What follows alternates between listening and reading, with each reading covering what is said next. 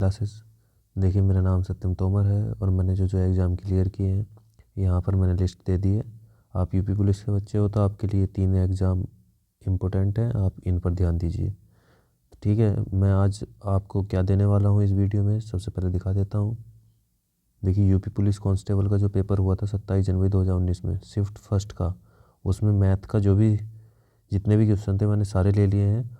और अगर आप टेक्स्ट बुक पे टेस्ट देते हो तो टेक्स्ट बुक के टेस्ट नंबर भी मैं डाल दूंगा कि कौन से टेक्स्ट बुक का ये टेस्ट नंबर था। टेक्स्ट बुक के एक जो मेरा फ्रेंड है उसी ने टेस्ट लगाया था, उसने कहा था कि इनका सॉल्यूशन चाहिए, तो मैंने सोचा एक वीडियो सॉल्यूशन बना देता हूँ, सभी के लिए बेनिफिशियल रहेगा।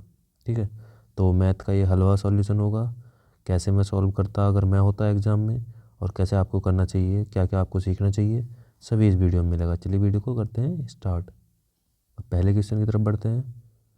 और पहला क्वेश्चन कहाँ है, ये रहा। देखिए, पहला क्वेश्चन क्या है कि 3 अंकों की सबसे छोटी संख्या जो 13 से विभाज्य है को 16 से विभाजित किया जाता है तो शेषफल क्या बचता है।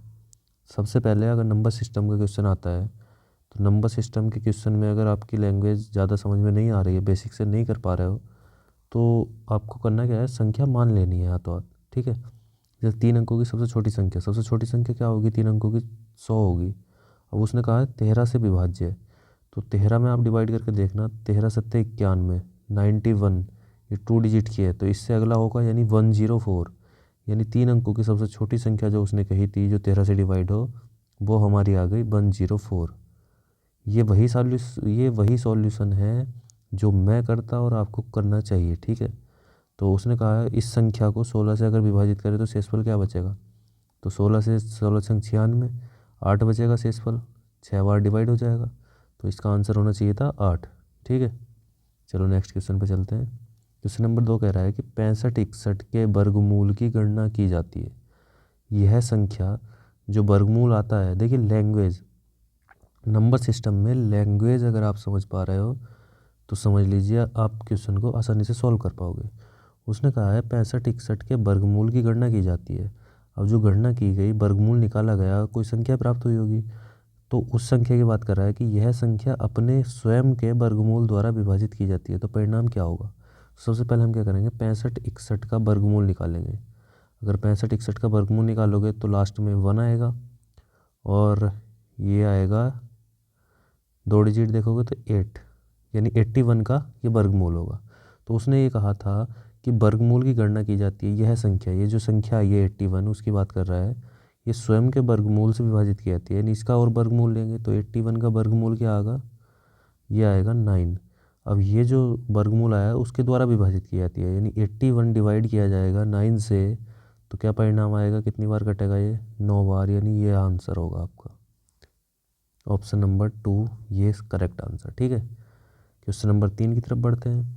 किसी वृत्त के व्यास को 2 गुना किया जाता है तो क्षेत्रफल में कितनी वृद्धि होगी। देखिए, अगर वृत्त का व्यास 2 गुना किया जाता है, जैसे मान लीजिए वृत्त का व्यास था 2, अब वृत्त का व्यास कर दिया 4, तो त्रिज्या कितनी होगी, व्यास की आधी होगी यानी 1, त्रिज्या कितनी होगी 2।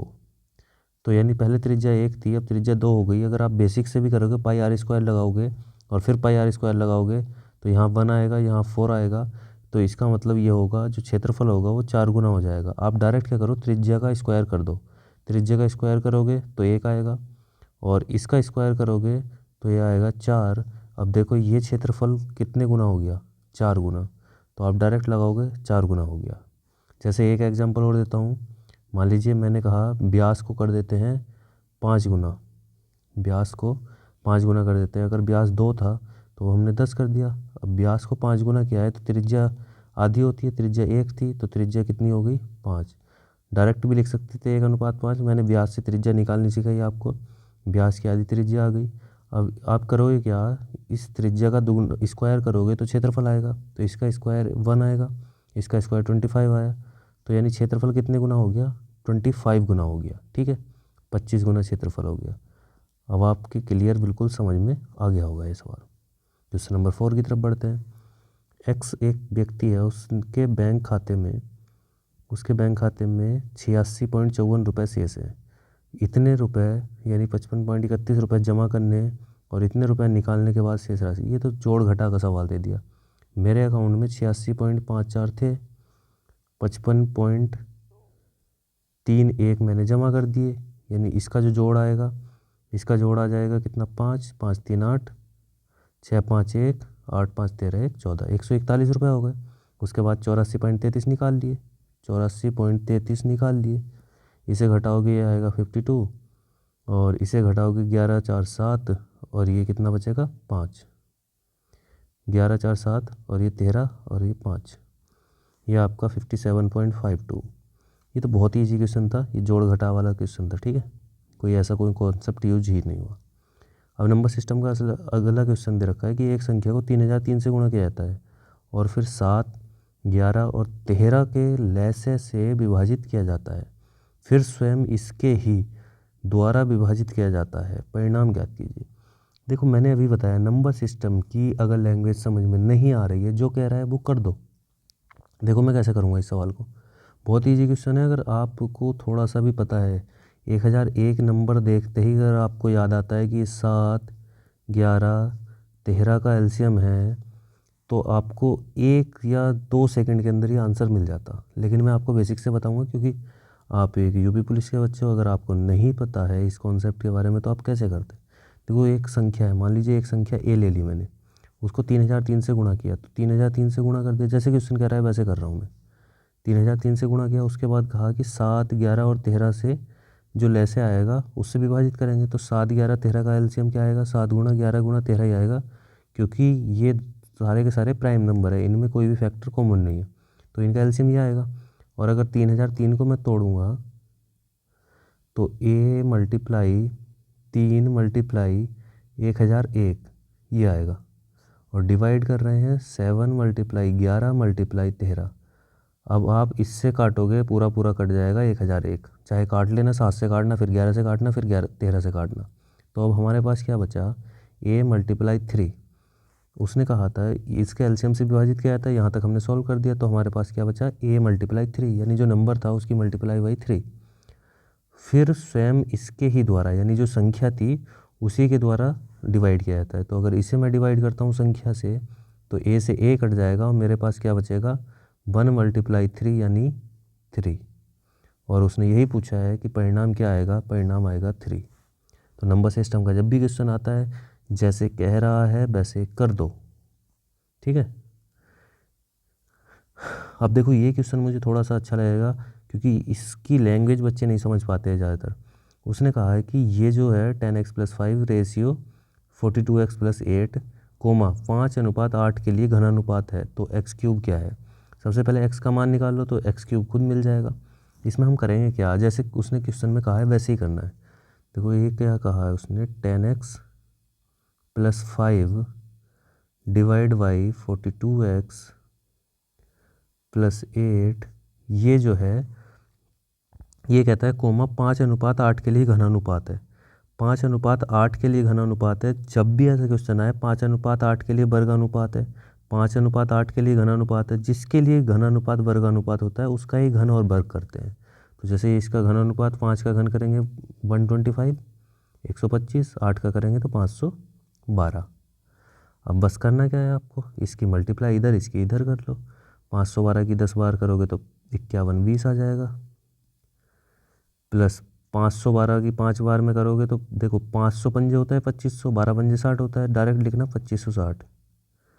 मल्टीप्लाई देखो मैं कैसे करता हूँ, ये सारे चीज़ें आप अप्लाई करना, बहुत टाइम बचेगा।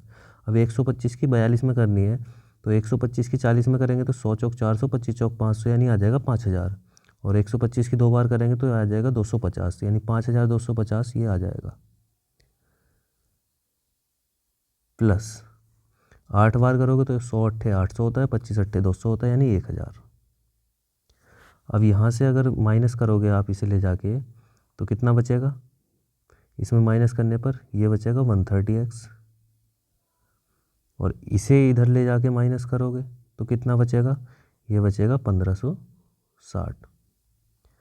अब देखो x बराबर क्या आ जाएगा, 1560 डिवाइड बाई 130, 1 0 से 1 0, 13 से काटोगे तो 1 2, यानी 12 बार जाएगा।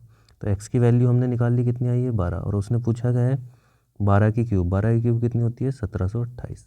ठीक है, ये बहुत ही आसान क्वेश्चन है। 40 के वर्ग के 40% का 1/4, ये लैंग्वेज होती है, जैसे कह रहा है वैसे कर दो। 40 का वर्ग, 40 गुणा 40, ये 40 का वर्ग आ गया। इसके 40%, तो इसका 40% कितना होगा 40/100। 40% निकाल लिया, का 1/4, का 1/4 1/4, यही निकालना था। 2 जीरो से 2 जीरो काट दो, 4 से 4 काट दो, 40 चौक हो गया 160, ये आपका आंसर है। ठीक है, क्वेश्चन नंबर 8 की तरफ बढ़ते हैं। ये देखिए क्वेश्चन CGL में बहुत बार आता है और कभी कभी यूपी पुलिस में, UPSI में भी दे देता है। तो जैसे क्वेश्चन कहेगा वैसे करेंगे। जब किसी क्वेश्चन की लैंग्वेज ज़्यादा क्रिटिकल हो या ज़्यादा समझ में ना आ रही हो, तो जैसे क्वेश्चन कह रहा है वैसे करते जाओ। यदि विक्रय मूल्य को 3 गुना कहता है तो लाभ 5 गुना हो जाता है। मान लो सपोज करो, पहली कंडीशन थी हमारे पास, फर्स्ट कंडीशन में क्या था, एक वस्तु का ये यहाँ पे कॉस्ट प्राइस मानेंगे। मान लो ये कॉस्ट प्राइस था, कुछ सेलिंग प्राइस होगा। अगर उसे पहले प्रॉफिट हुआ था तो सेलिंग प्राइस में से कॉस्ट प्राइस घट के जो भी आया होगा वो होगा प्रॉफिट। ये हमारा क्या आया होगा प्रॉफिट, यही बात हुई होगी, यानी लाभ। अब उसने कहा है कि अगर विक्रय मूल्य को 3 गुना कर दिया जाए, यानी सेकंड कंडीशन में क्या है, CP तो वही रहेगा, CP के बारे में कुछ नहीं कहा, यानी विक्रय मूल्य 3 गुना कर देंगे तो 3 SP हो जाएगा। और उसने कहा है अब लाभ कितना होगा SP minus CP, 3 SP minus CP, अब ये वाला लाभ होगा, यही तो प्रॉफिट होगा। अब उसने ये कहा है कि लाभ 5 गुना हो जाता है, यानी जो पहला लाभ था ये जो अब का वाला लाभ है ये 5 गुना है। तो हम क्या करेंगे, पहले वाले लाभ में अगर मैं 5 से मल्टीप्लाई कर दूं, और ये क्या हो जाएगा अब वाले लाभ के इक्वल हो जाएगा। यही तो कहा था उसने कि अब वाला लाभ पहले का 5 गुना है, तो पहले वाले में 5 से गुना कर दो, दोनों बराबर हो जाएंगे। अब देखो यहाँ क्या करेंगे, 5 SP,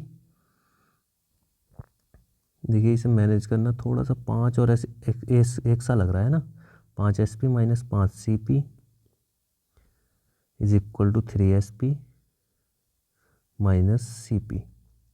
अब देखो 3 SP इधर, अगर SP है 5 SP, 3 SP इधर है तो 2 SP बचेगा इधर, और उधर ले जाओगे 5 CP को तो उधर कितना हो जाएगा 4 CP। और अगर CP अपॉन SP का मैं रेशियो लूँ तो कितना हो जाएगा, CP अपॉन SP का रेशियो लेने पर हो जाएगा, ये इधर जाएगा SP और ये 4 नीचे आएगा, तो यानी 2/4। इसे अगर मैं थोड़ा सा करूँ तो 1/2, यानी CP मेरा निकल के आ गया 1 रुपया, ये CP आ गया और ये आ गया SP।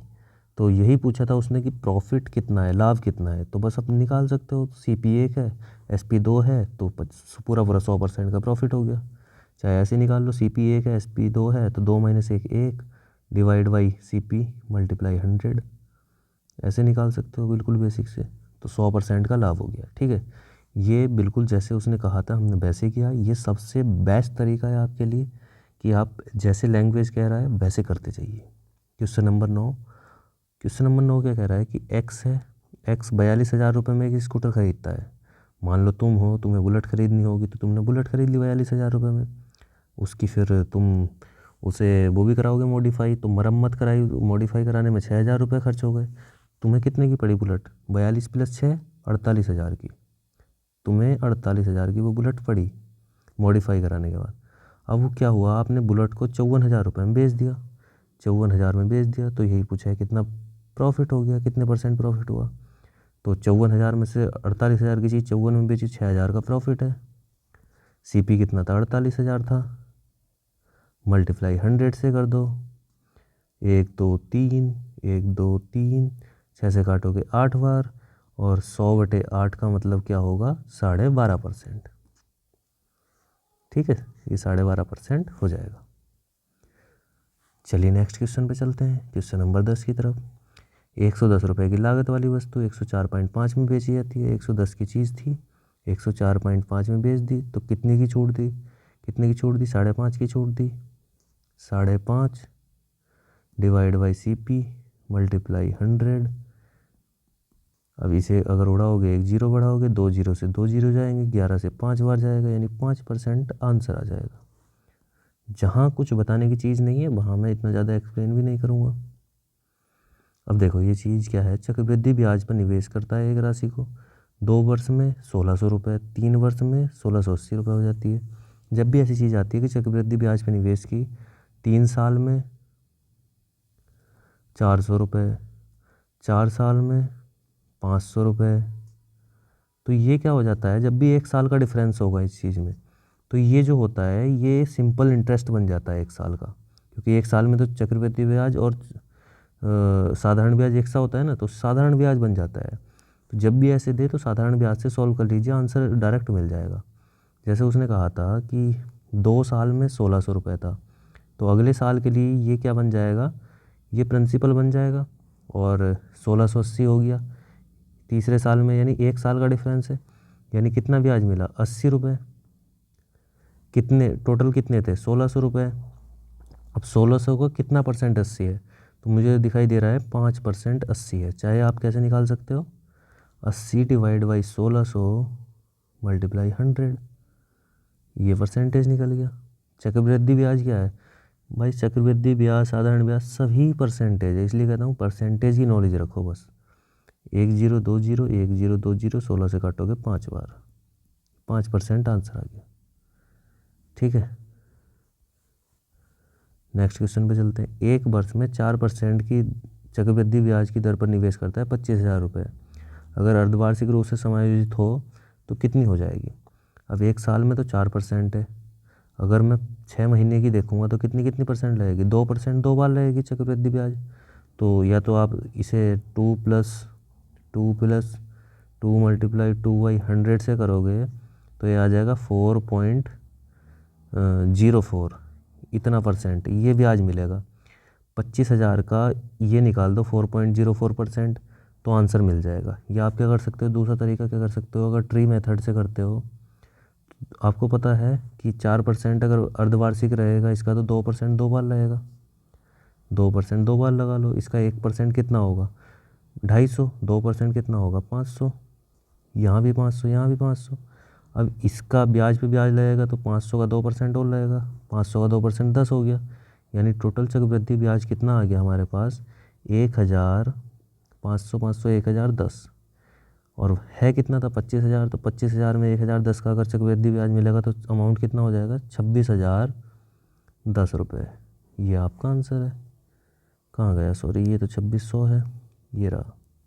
ठीक है, अगर डायरेक्ट यहाँ से करते जैसे मैंने अभी बताया था, तो इसका जब ये निकालोगे तो 1010 आएगा और 25,000 में जोड़ोगे तो 26,010 आ जाएगा। ठीक है, कोई सही मेथड अपना लो। ए ने 75,000 रुपये में एक व्यवसाय शुरू किया, 37,500 रुपये के साथ बी कुछ समय बाद उससे जुड़ गया। यदि वर्ष के अंत में इतना लाभ इतने के रेशियो में लाभ है तो बी ने कितने महीने बाद, उसने पूछा कितने महीनों के बाद बी शामिल हुआ। कभी कभी यही पूछ लेता है बी कितने महीने साथ में काम किया। तो इस सवाल को सबसे आसान मेथड है, कुछ मत करो, जैसे कहा वैसे कर दो।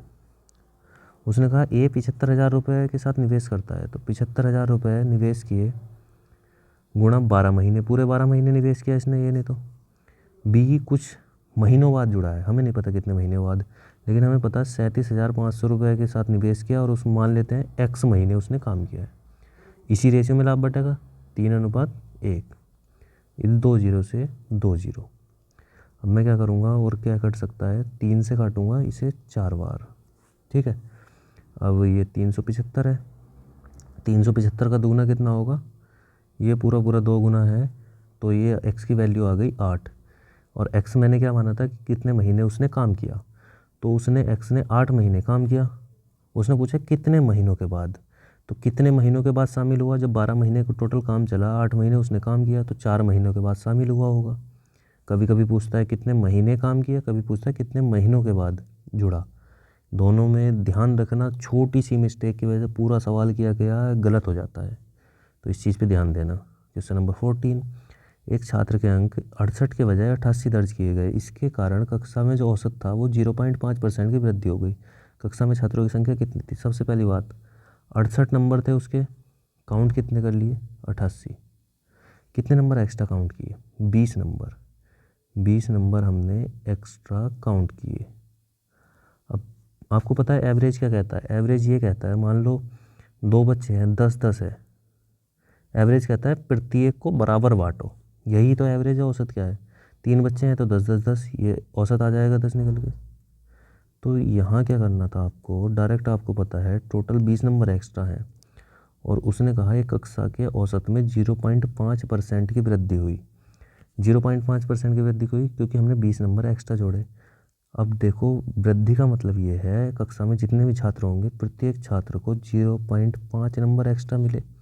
तो ऐसे कितने छात्र थे जिनको 20 नंबर बांटने थे हमें और एक बच्चे को 0.5 नंबर दिए? तो सीधी सी बात है 40 छात्र थे। 40 छात्र थे तभी तो प्रत्येक को 0.5 दोगे तभी तो 20 नंबर इंक्रीज होंगे। चाहे ऐसे कर लो 20 डिवाइड बाई 0.5, यानी टोटल 20 नंबर का इंक्रीमेंट और एक बच्चे पर कितना इंक्रीमेंट 0.5 का। इससे काटोगे ये आएगा, काटोगे तो 40 आ जाएगा। ठीक है, आंसर ये होगा। छात्रों की संख्या पूछी थी उसने कहा ये देखो क्वेश्चन इन्होंने गलत कर रखा है, ये भी बहुत आसान क्वेश्चन है, बहुत ही आसान है। देखो उसने क्या कहा, ए बी की तुलना में 2 गुना कुशल है जो। अब कुछ बच्चे क्या करते हैं और जो का मतलब नहीं समझ पाते हैं, ये भी बता देता हूँ। अगर यहाँ और लगाता तो वो क्या कहता, ए बी की तुलना में 2 गुना कुशल है। 2 गुना कुशल है यानी ए बी, यानी अगर बी एक काम करता है तो ए कितना काम करेगा 2। अगर वो कहता कि और सी की तुलना में 3 गुना कुशल है तो इसका मतलब ये होता है ए सी की तुलना में 3 गुना कुशल है, और अगर लगाता। लेकिन उसने क्या कहा जो, यानी जो का मतलब होता है बाद वाले की बात कर रहा है, यानी बी की बात कर रहा है वो। अब बी की बात कर रहा है मतलब बी जो है सी की तुलना में कितना कुशल है, 3 गुना कुशल है। तो अब क्या कंडीशन बनेगी, सी की तुलना में बी जो है 3 गुना कुशल है, यानी ये 1 है तो ये 3 होगा। अगर ये 3 है तो अभी से काट के हम क्या कर देंगे 6। अब देखो तीनों कंडीशन फॉलो हो गई। उसने कहा था ए बी की तुलना में 2 गुना, तो बी की तुलना में 2 गुना हो गया। और बी जो है जो, यानी बी के लिए लगा है बी सी की तुलना में 3 गुना, बी की सी की तुलना में 3 गुना हो गया। यानी अब एफिशिएंसी का रेशियो आ गया, ए 6 काम करता है, बी 3 काम करेगा और सी 1 काम। उसने कहा सी अकेले काम करे तो 30 दिन में ख़त्म कर देगा, यानी सी कितना काम कर रहा है, 1 काम 30 दिनों में 30 काम, यानी टोटल काम है 30। अगर 7 मिलकर करें, ये 6 काम करेगा, ये 3, ये 1, यानी 7 मिलकर एक दिन में 10 काम, टोटल काम 30, तो कितने दिन लगेंगे, ये आपका आंसर है। ठीक है, एफिशिएंसी निकालो, जिसका दिया है उसकी मल्टीप्लाई कर दो total work divide by total उनका एक दिन का वर्क। क्वेश्चन नंबर 16, एक हवाई जहाज था 4 घंटे में 250 की स्पीड से यात्रा करता है, निश्चित दूरी तय कर ली। 1 घंटा 40 मिनट में उसी दूरी को तय करने के लिए कितनी गति होनी चाहिए। अब देखो अगर टोटल डिस्टेंस चाहिए तो 4 घंटे में कितनी स्पीड थी 250, ये टोटल डिस्टेंस आ जाएगी। डिवाइड करेंगे कितने टाइम है, टोटल डिस्टेंस बटे टोटल टाइम। 1 घंटा 40 मिनट को अगर कन्वर्ट करोगे तो ये 40/60 होगा, यानी 20 दूनी 40, 20 या 60, यानी 3 एकम 3 तो 5/3, ये 5/3 आ जाएगा। 5 से काटोगे 50 बार जाएगा, ये 3 ऊपर जाएगा, 3 चौक 12 पंजे 60, यानी 600। टोटल डिस्टेंस निकालो, डिवाइड बाई टाइम से कर दो तो स्पीड आ जाएगी, बस कुछ है ही नहीं था। कहाँ गया, ये रहा। ठीक है, क्वेश्चन नंबर 17 की तरफ बढ़ते हैं। अब ये सवाल बहुत बार आता है, बहुत बार, लेकिन बच्चे कंफ्यूज रहते हैं। अब देखो ठहराव को छोड़कर एक बस अगर 1 घंटे में 45 किलोमीटर तय करती है और ठहराव को जोड़ लिया जाए, अगर देखो अगर लगातार बस चल रही है तो 1 घंटे में कितना तय कर रही है 45 किलोमीटर। अगर बस जैसे थोड़ी देर चली फिर रुक गई, फिर चली फिर रुक गई, फिर चली फिर रुक गई, तो 1 घंटे में 36 किलोमीटर तय कर रही है। तो वो पूछ रहा है कि वो कितने मिनट रुक रही है। तो सबसे अच्छा देखो, सबसे आसान बताता हूँ, कभी कंफ्यूज नहीं होगे।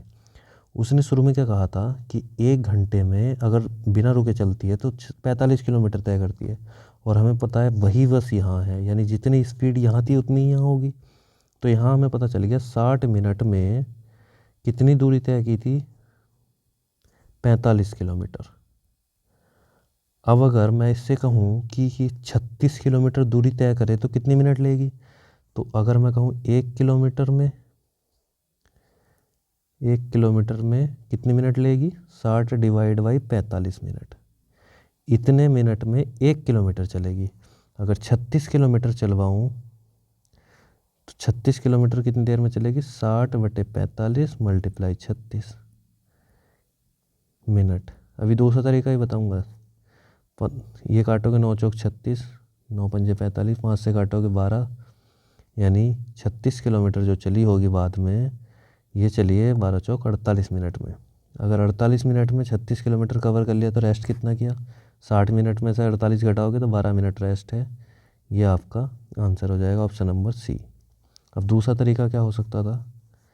अगर डायरेक्ट करना चाहो, थोड़ी सी भी अगर नॉलेज हो गई आपको, तो आप क्या करते? इसका रेशियो ले लो 45 किलोमीटर और 36 किलोमीटर। ये 9 पंजे 45, 9 चौक 36, यानी 5:4। यहाँ जो पहली कंडीशन थी इसमें पूरी 60 मिनट चल रही थी। 5 बराबर अगर 60 मिनट है तो 1 बराबर कितना होगा? 5 से डिवाइड करोगे 12, 1 बराबर 12, तो 4 बराबर 48 मिनट। यानी यहाँ 48 मिनट चली है तो कितनी मिनट रेस्ट किया? 60 में से 48 घटाओगे 12 मिनट। डायरेक्ट निकाल सकते हो, ठीक है। अब जो तरीका पसंद आए उससे करना। अब उसने कहा एक आयत की लंबाई चौड़ाई का अनुपात ये है और क्षेत्रफल इतना है, तो आयत की चौड़ाई और क्षेत्रफल का अनुपात। तो देखो लंबाई चौड़ाई का अनुपात अगर 6:5 है तो मान लेते हैं 6a लंबाई है और कैपिटल ए मानता हूँ, स्मॉल ए अच्छा नहीं लग रहा। 5a क्या हो गई? चौड़ाई। आयत का क्षेत्रफल क्या होता है? लंबाई गुणा चौड़ाई। 6a गुणा 5a, और क्षेत्रफल उसने दिया है 6750। इससे काटो, 5 एकम 5, 17, 5 तिया 15, तो 5 पंजे 25। इससे काटो, 6 दूनी 12, 1 15, 6 दूनी 12, 6 पंजे 30। ये कितना आ गया? 225। यानी ए स्क्वायर बराबर 225। तो ए बराबर आ जाएगा, स्क्वायर रूट निकालोगे तो 15 का स्क्वायर होता है 225। अगर ए 15 है तो उसने पूछा है चौड़ाई। चौड़ाई कितनी थी? 5a। 5a यानी 5 × 15, ये चौड़ाई। और क्षेत्रफल का अनुपात पूछा है, क्षेत्रफल दे ही रखा था 6750। 5 से काटो, अभी काटा था 5 एकम 5, 1 5 तिया 15, 5 पंजे 25। अब देखो किस चीज़ से कटेगा? 15 से ही कटेगा पूरा पूरा। 15 छक्का 90, 15 सत्ते 135,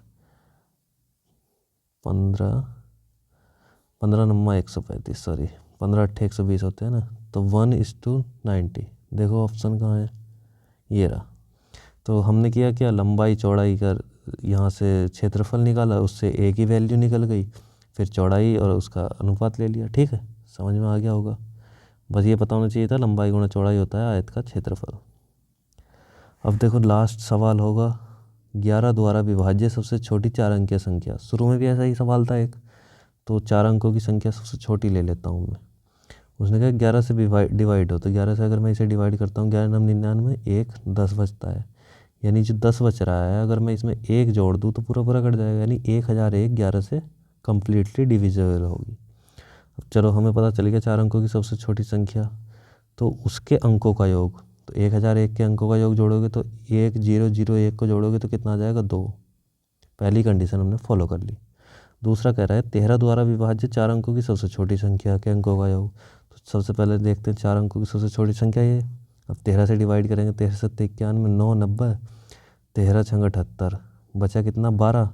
अब इसमें अगर एक और जोड़ दें तो हम पूरा कम्प्लीटली डिविजिबल होगा, यानी इसे 1001 संख्या जो है वही होगी जो 13 से सबसे छोटी 4 अंकों की संख्या होगी, जो 13 से कंप्लीट डिविजिबल होगी।